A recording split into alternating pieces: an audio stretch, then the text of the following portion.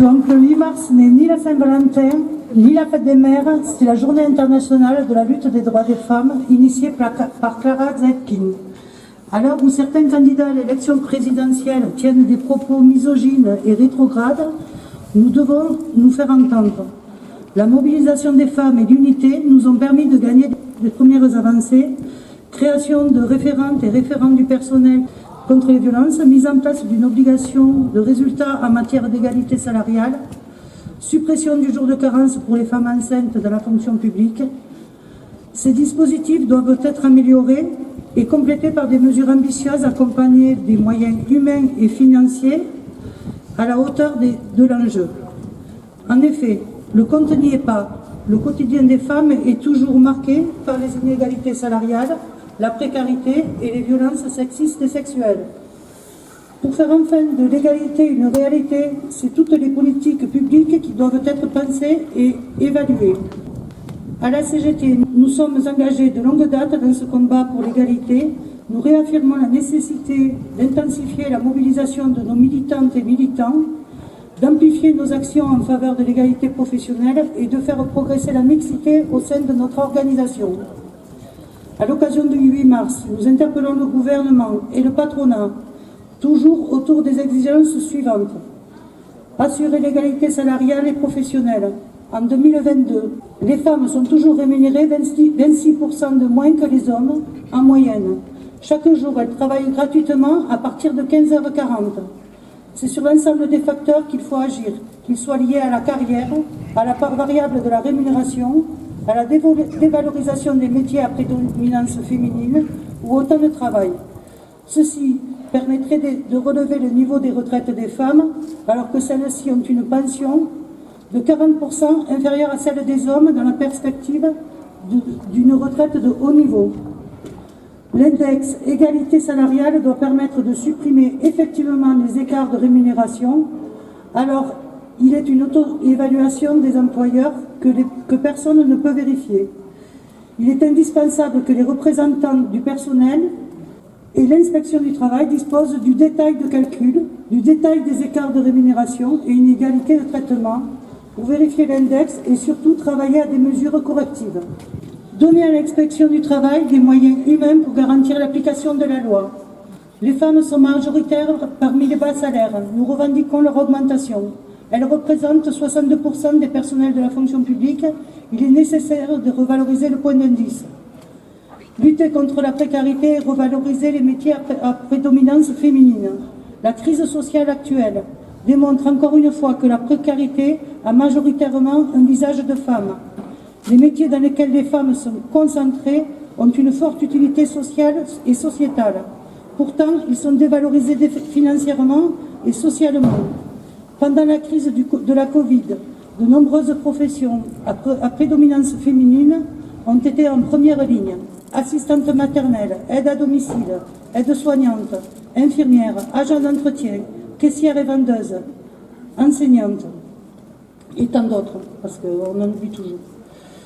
La CGT se bat depuis longtemps pour que ces métiers soient revalorisés. Cette dévalorisation est l'un des facteurs expliquant les 26% d'écarts salariaux entre les femmes et les hommes.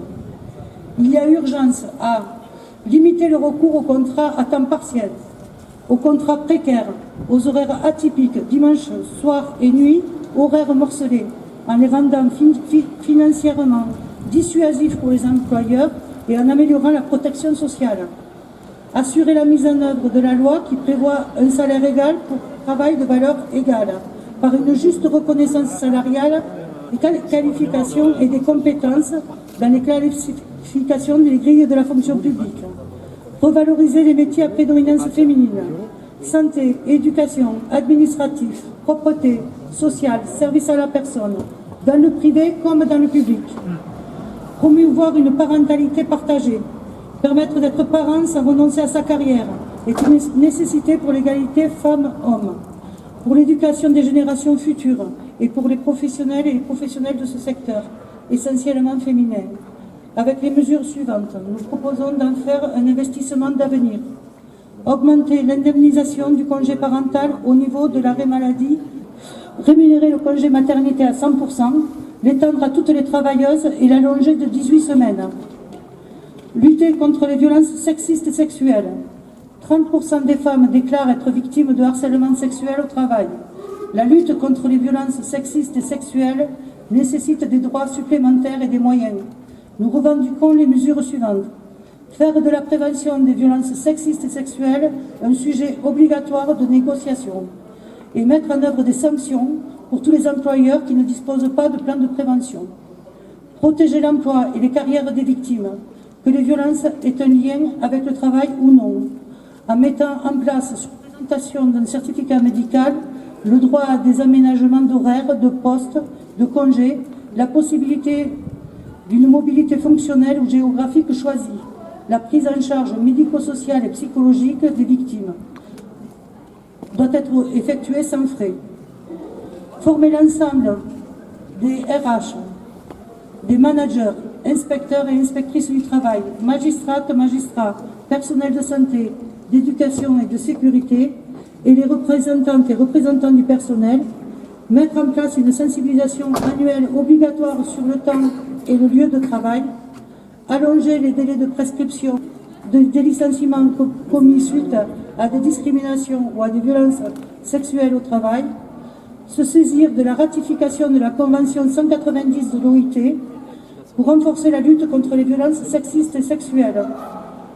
Si en France, l'arsenal législatif n'a cessé de s'étoffer depuis 1983 et la loi Yvette Roudy, loi en 2001, 2006, 2011, 2015, 2021, la réalité prouve que l'objectif salaire égal n'est pas encore atteint aujourd'hui.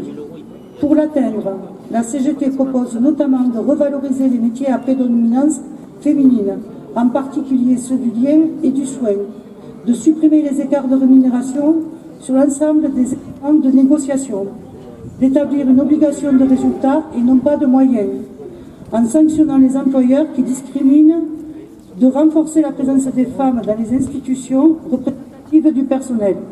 N'oublions pas ces femmes qui s'organisent et qui luttent en Aveyron, comme les camarades du syndicat CGT du service à la personne du Grand Villefranchois, mais aussi et surtout un énorme respect pour les 112 femmes salariées de la SAM qui luttent depuis 106 jours. Bravo à elles pour leur force, leur courage et bien sûr leur détermination. Elles nous montrent le chemin, n'ayons pas peur, nous devons les rejoindre.